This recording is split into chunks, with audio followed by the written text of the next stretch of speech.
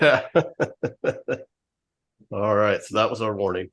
All right. So welcome everybody to another episode of Qumulex Radio. I am Josh, joined as always by Aaron, and we also have Chris Smith from SAFR, which is a really exciting company and product. So, Chris, if you want to give everybody just a brief description about who you are and what you guys do.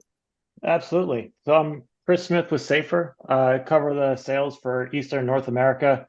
And really what SAFR is doing is really starting to bridge the gap between video and access control, and really starting to move the industry beyond just plastic credentials for authentication. So our main focus is face matching at the door, and basically using your face as a credential to get through and audit those logs there. No, that's great. So, and I think we've actually done some testing with your products, and they work really, really well. And an interesting topic here is, facial recognition in general. This technology has kind of had a lot of, I don't know, topsy-turvy discussion about it over the last number of years. And I remember a time when the complaint was it wasn't accurate enough. And then all of a sudden it's too accurate and people have concerns about that. We've seen places like San Francisco and I think maybe Minneapolis, don't allow it. But yet, with your product, for example, you're using, as you're calling it, the face matching instead of like a card or a fob to open the door. And it's super accurate and very helpful. I mean, this technology in general, I mean, how do you think facial recognition looks now? And then where do you think this is going to go in the future? Yeah, I mean, I really think there's been two sides of the fence on where facial recognition has lied, and that's why I specifically call out face matching I because figured. that's that's really how interpreted by how they're used. So when you look at facial recognition, people assume it's being used to surveil. So looking at people in an area, traditionally on a video camera, and matching them against a database they didn't know they were on. So not really an Right. opt-in model. Or if you've looked at like the Clearview AI and some of the publicity around that, that's kind of exactly what they were doing. And whether that's right or wrong or ethical or not, I'm not here to decide that, but that's what people were stirred up on. And when we look at what SAFR is doing, when we take out the video component and match it against a database of unknown people and take now a database of people from an access control system and purposely using the technology to get through the door and not Mm-hmm. try to associate someone to a crime, it really kind of softens the blow of what we're using the technology for. And now everyone who's using it is aware and opting into it.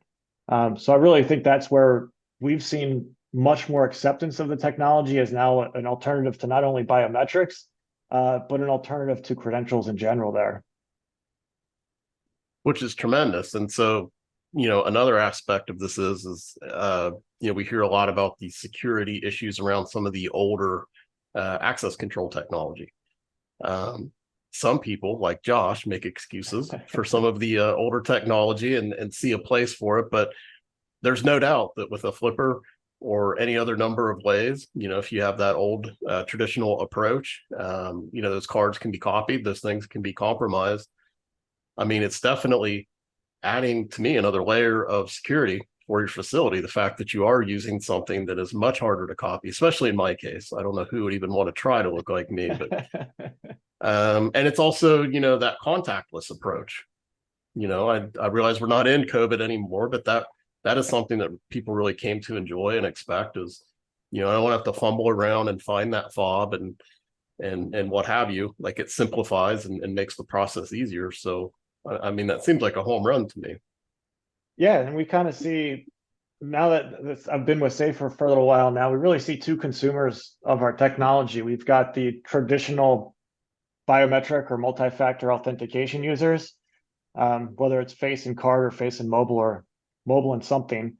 And then we've got the convenience customers who really aren't too interested in the dual factor authentication, but they're traditionally people who are now advocating mobile credentials or looking for streamlined access to buildings. So while face may be more secure than a plastic card, that's not the main reason that they're going with face. It's strictly a convenience play where I think COVID really emphasized the need or for the industry to move past just a plastic card because we couldn't get them. So we had to find other Right. ways to actually get jobs done. And that really started to push mobile. And I think what you're seeing now is mobile is certainly an acceptable technology, but it still leaves another layer you have to manage, where it's the end user's phone or the cardholder's phone. Where with face, it's completely agnostic to devices that you have, and it's using something you can't leave without. Good, bad, or indifferent. When I wake up in the morning, this face is coming with me. So it's one of those things that no matter what door you're trying to get through, you don't have to have a credential on you. You are the credential, and that's ultimately what we want to do. We want to identify people by who they are, not by what they have.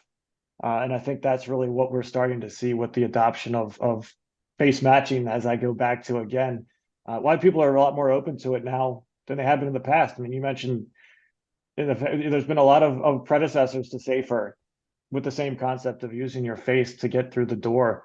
And they either ran out of funding, the technology wasn't what people expected it to be, or the market wasn't ready for it. I mean, you name it, but all three have been kind of a factor for it.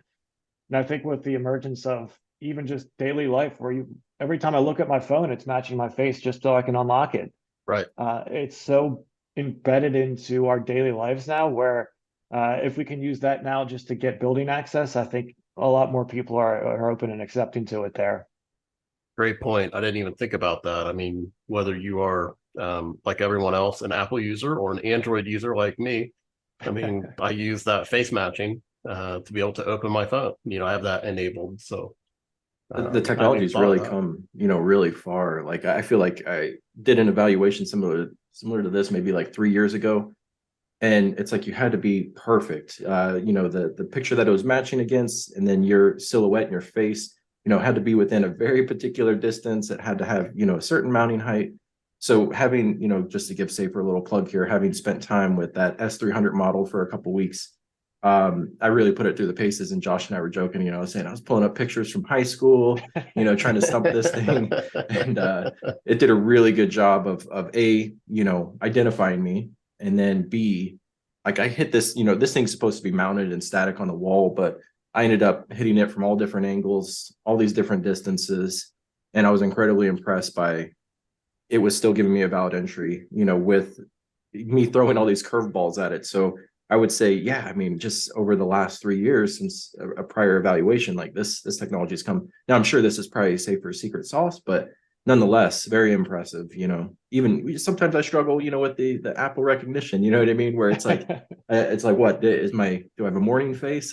Why is it not recognizing me? But yeah. And I think it kind of, obviously we're doing facial recognition, but I think it opens up, the bigger picture to even just access control and where it has and hasn't gone over the years. Where since I've been in the industry, we've added a few new widgets and capabilities, but by long and away, not much has changed in the access control landscapes over the years. And while video is often talked about as a key component or accessory to access control, there's really nothing that bridges those two together. So SAFR, among other things, I mean, I think beyond just facial recognition, I think you're going to start seeing cameras integrated into readers on a regular basis, where I wouldn't be surprised if over the next 5 years, there's more readers sold with cameras in them than not. And whether or not you're using that for face or not, I think it's important to have that video verification for events that are usually just blind transactions in the event history field, where now we'll have event clips and thumbnails associated to them there as well.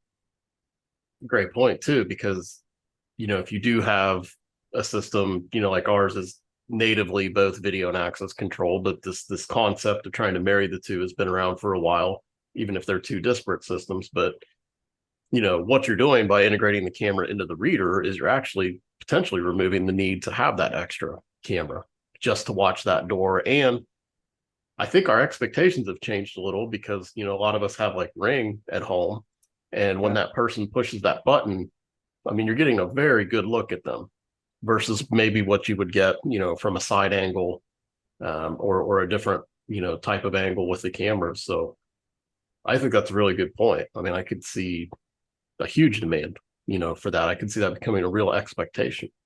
Yeah, and it's kind of funny. I think this is a rare case where the consumer market has driven the commercial market. Right. So Ring doorbell now almost changes the expectation of what our commercial users expect from what they have at home. And I really haven't seen that in my time in the industry.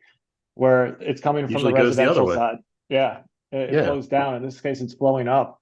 But good for that. I mean, I think it's one of those things where without the launch of that and end user expectation, then it would have never flowed uphill. Because we know most of our product roadmap and development is based off where we think the market's going and what the market expects. So that's really kind of leveraged our technology forward and ultimately making us better product. Was that inspiration for SAFR to build this product? You know, did you see what Ring was doing and how that was accepted and build from there? Or? So I mean, our CTO has long had this vision of going with contactless security and contactless access control. So I think Ring coincided with his original thoughts, but more or less using now, taking it a step further, not just notifying when someone's at the door, but also, releasing the door on it. So basically spinning it up as a commercial grade Ring product is ultimately what we ended up doing with some of our product here. So do you think, obviously as this becomes more and more popular and available and people are accustomed to that, do you think that this will impact potentially in the long term, like an overall, acceptance of facial recognition or face matching, as we're saying today? Or do you think it will be seen as different?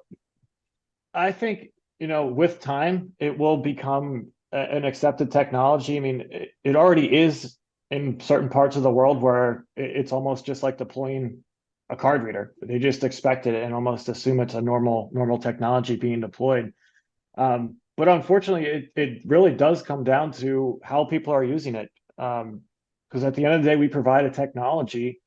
We're not necessarily as in depth as some of these facial recognitions as far as, comparing against a database of unknown people, but we provide a technology. We have no control over how end users ultimately consume it. We've seen a use case of MSG where they were, targeting people from a law firm who were suing them. So it's all about if you put in people that don't know they're on this database or this watch list, that's always going to raise concern because it does address privacy. But I think when there's a use case for access control and we're using it strictly for identification as a credential, that acceptance will come much sooner than on the video side, I think, mainly because of how it could be used. I feel with any technology, there's two sides of the coin. And anything that can bring a lot of good, I mean, could be used the wrong way.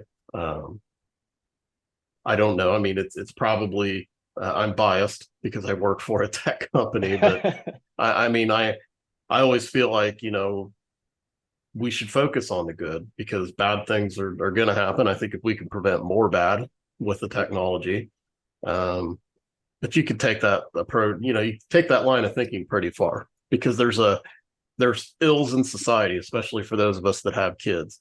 If we didn't have smartphones, if we didn't have internet, there's a whole bunch of problems we could eliminate, but think of all that we would lose. Yeah, and I think the benefits far outweigh the potential negatives there, as far as strictly safety and security standpoint, which is ultimately, why we both exist. That's what we were here to do. And when used in the ways that we're designed to be used, I really think there's only benefits to be had there. Because you start looking at the credential issues now where, I mean, Prox has dominated the market for almost the entire existence, and it's still deployed heavily today, if not majorly today. And even though it's secured and people know it can be copied, Prox credentials are still being sold like they always have been. So it's almost like you having a key to your house and you put it on a distributor's shelf. So anyone who buys it can get into your house. It just doesn't seem to phase people. But I think with the acceptance and emergence of newer technologies, some of those vulnerabilities are just going to go to the wayside because the more people know, the more they can prevent against it there. Yeah, I mean, that makes total sense. And, really, if you think about it in that traditional access control system where they are using the Prox related products, how often do they put a picture of the person in their profile so that you can try to see if that was the correct person that's entering through the door or not? So, I mean, I feel like you're just extending that and allowing that to be what the technology itself looks at in order to give you access, which should be super accurate. Unless you watch like Mission Impossible, because they have really good masks. Yeah. I don't know how 3D they get face so mask. real with those masks, but You got Yeah, the well, little if someone wants briefcase to to carry. spend that much money to make a copy of my face, kudos to them. But yeah, I feel like a lot of people would spend good money to not look like me. So I don't think anybody's going to be doing that. But so do The you other have, go ahead. the other point that kind of leads into this is just talking about the aging technologies. A solution like SAFR, coupled with Qumulex, I really feel like systems are taking a more proactive approach. So rather than being forensic and having tools to then search recorded video, now we're giving our customers the option to instantly be notified when we're getting door denied events and things of that nature. And then same with SAFR. I don't think prox is as big of a concern now, because if you kind of have this dual factor at the door, then it alleviates some of those concerns. We had a previous episode where we were kind of digging into the concerns of prox, and my particular feeling is it's no longer just the single boundary that kind of limits people from entering a site. Now it's a more layered approach to security, whether that be cameras, a perimeter system, door access. It's more than just like a single point of failure in the grand security scheme these days. So SAFR being a very good complementary product, and I'll give you guys the endorsement. It's the best facial match platform I've seen to date. So yeah, sorry, I just wanted to add that. yeah, Really. oh, go ahead, Josh. No, because I said it does really work well. And, when we had that discussion about prox and why it has a right to live, I feel like there are customers that really just want to automate their key. They'd like to be able to run a report or maybe set a schedule, but they're not going to spend much. They're not as concerned about security because, the doors lock, they've got cameras, they have an alarm panel, and they're like a CPA office, or they're, something where they don't feel that the risk is high, or maybe they're just in a nice neighborhood and they're not worried. But, obviously there are many environments, I think, that could make good use of this type of technology that you have with the face matching. I mean, where are you seeing the successes now? Like, what types of customers are looking for this? It's been kind of a wide blanket we cast here, where some verticals I originally didn't think would be consumers are now, but we've got your traditionals of financials, corporate campuses, manufacturing facilities. But then we even go into the other side of like higher education. It has been a big consumer of our technology, senior living facilities. We're even starting to see some K through 12, depending on regions where that's at. So it's been a very wide market that we've cast, and I wouldn't necessarily regulate it to one vertical, but I would say those are the ones that we've seen some earlier success with here. So it's kind of fun to see, because I remember when cloud anything was coming out, cloud access control, cloud video, we all knew at some point the tide was going to turn, and this was going to be something that we could wrap our heads around and really push. And now it's here. And now I kind of look at SAFR as the same thing. We know something's changing in the credentialing market, and we don't know exactly who's going to come out on top, but we know it's not going to be the way it's done today in the future. And it's kind of exciting to be a part of that. And we've got a lot of reception for what we're doing. And I think it's really exciting that we get to partner with both the access and the video companies. And it's Right. unique with Qumulex that you guys do both. So those are always the fun ones we get to play with, because you guys get to consume us on both sides of your product there. So I think it'll be a really exciting couple of years here where we see how all this unravels. But at the end of the day, we're excited to be part of the race. I mean, I think between Face Mobile and whatever else may come out, I think it's going to be an interesting way to deploy.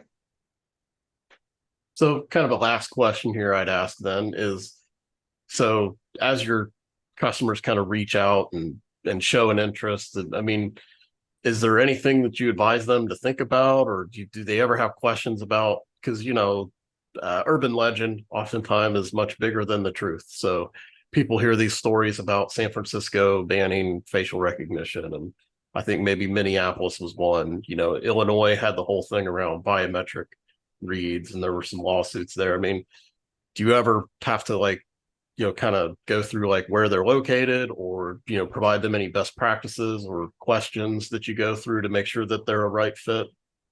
Yeah, I mean, I usually start at the top with, what's your organization's stance on this? Because a lot of times, regardless of legislation, state by state, their organization may have a stance one way or another on it that they aren't aware of.